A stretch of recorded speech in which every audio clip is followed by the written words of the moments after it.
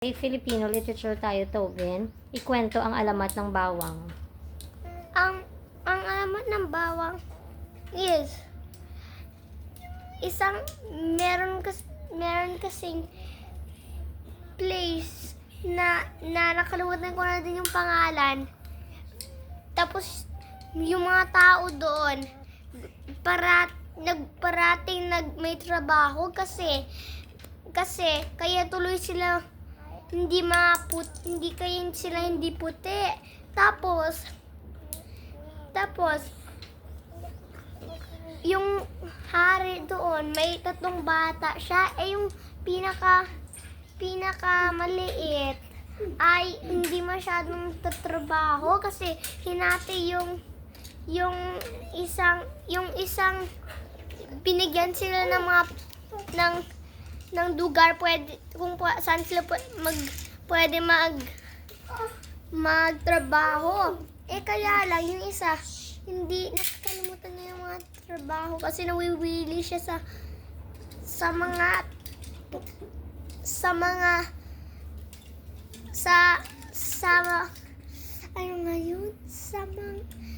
woods, sa English nakalimutan ko na. Sa gubat. Kaya tuloy parating niyang nakakalimutan yung gagawain niya. Tapos isang araw, parating na sila nawawalaan parati silang nakukulang sa pagkain kasi may nagnanakaw sa gabi.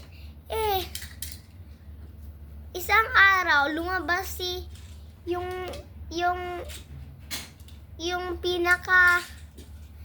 yung pinakamaliit ng anak ng hari. Tapos nakita niya yung isang nagnanakaw.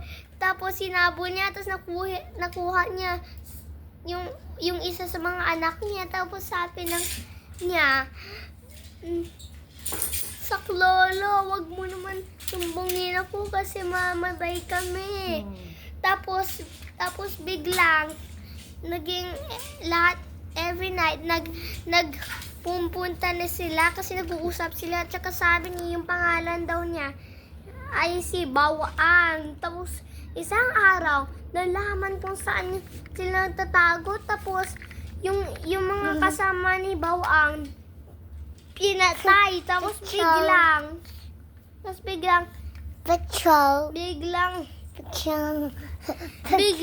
pinagpapatay sila. Tapos yung mga nagtago sa loob namatay.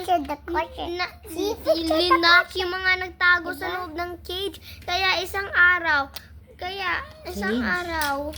sa cave. Tapos isang araw may tumubo na mga halaman. Hindi niya alam kung ano yung klaseng halaman yun. Kaya tuloy kinuha niya. Tapos nagagamit sila sa maraming ginagawa. Minsan nilalagay siya sa pagkain, iba. Tapos bigla nakita niya si Bawang. Nagulat siya na hindi na din siya puti kasi sinabi din niya na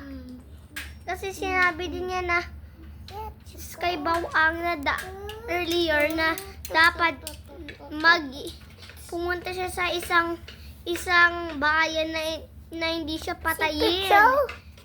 Kaya tuloy hindi na siya puti. Tapos ngayon tinawag na yung mga halaman na yun Bawang. Anong itsura ng halaman na yun? Mukha siyang puti, tapos malapit sila, tapos bundled sila. And then meron din